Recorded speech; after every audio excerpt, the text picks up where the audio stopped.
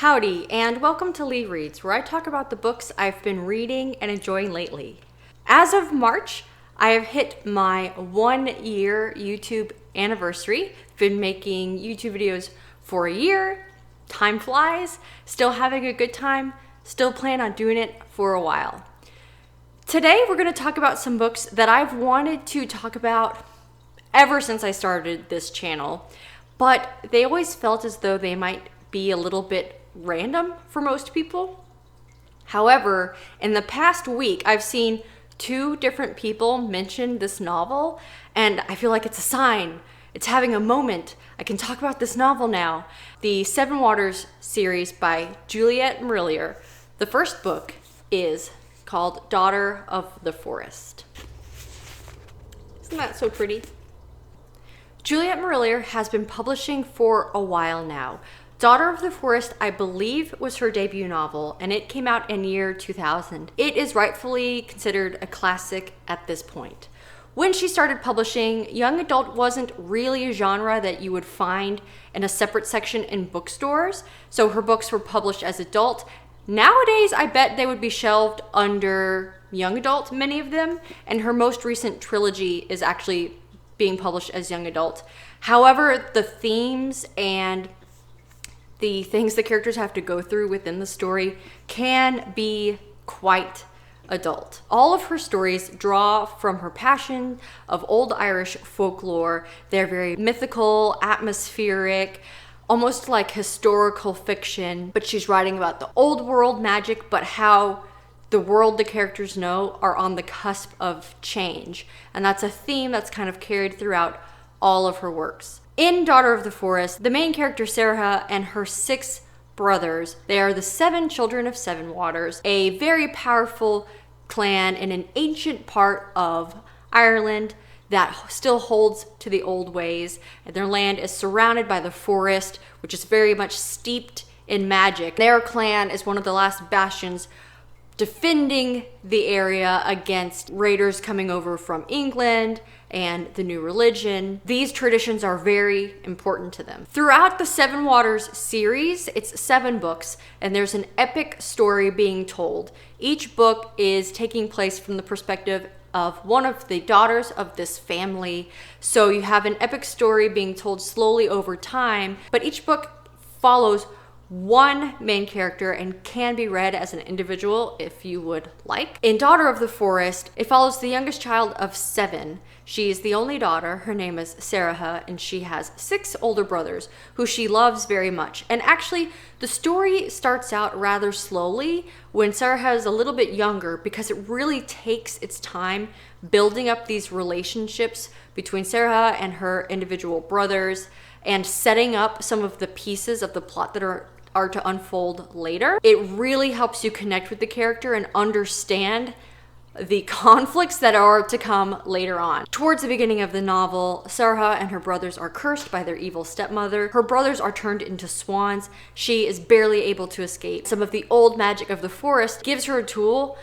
where she might be able to break this curse on her brothers. She cannot speak a single word. She cannot write to explain to anyone what's happening to her. If she speaks a single word or makes a sound, her brothers will die.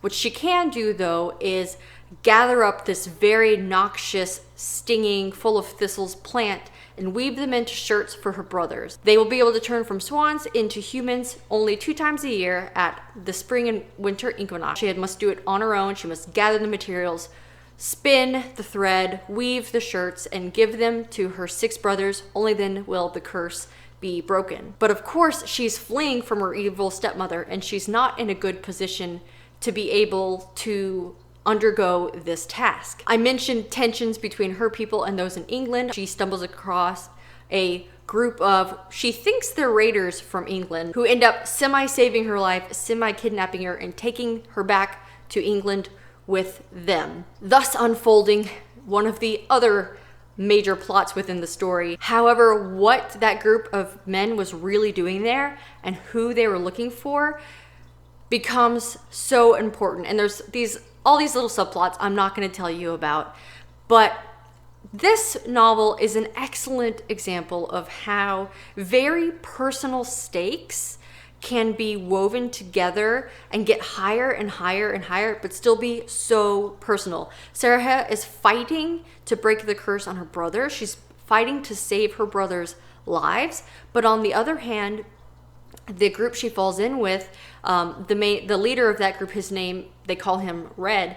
He is fighting to find his own brother, and he's fighting to take care of his own people when other people are trying to inspire war between England and Ireland. So not only are these very personal stakes, these people trying to protect and save their own family, but also it's getting intertangled with these other political maneuverings in a way that Juliet Marillier makes you feel so strongly. Like by the end of the novel, when the climax was occurring, I honestly couldn't decide how I wanted Sarah to choose. Couldn't understand how this could possibly like have a happy ending. I just got so gripped by the emotion in the story. The villain is a very good villain. You hate him so much. The small scale story that has an impact on this much larger epic story that then gets wound through all these series. Books 1 and 2 in the series, just great characterizations. There are some trigger warnings associated with the story. Some dark things do happen to the main character. But if you would like to read a story that is mythic feeling, it's steeped in history and old lore, but it's about characters in a civilization on the brink of change, and follow this young woman as she's embarking on this very brave, very difficult quest to break this curse on her brother, encounters these people that she's grown up believing that these people who are trying to help her are her enemies. How could she ever like or love Britons? Why are they trying to help her? Is this person, Red, who's helping her, is he just also under some compulsion? I want everyone to read this novel. I have been dying to talk to you about Daughter of the Forest for this whole year now. I highly recommend that you give it a try, and if you do, please let me know what you think about it, or if you've read it, let me know what you love about it. Do you love Son of the Shadows too? I love that one. Thank you so much for watching and listening to me gush for a moment about a book that I truly just love so much. And with these wonderful, beautiful new editions that have come out, I hope you all pick up a copy. Thanks again, and don't forget to support your local library.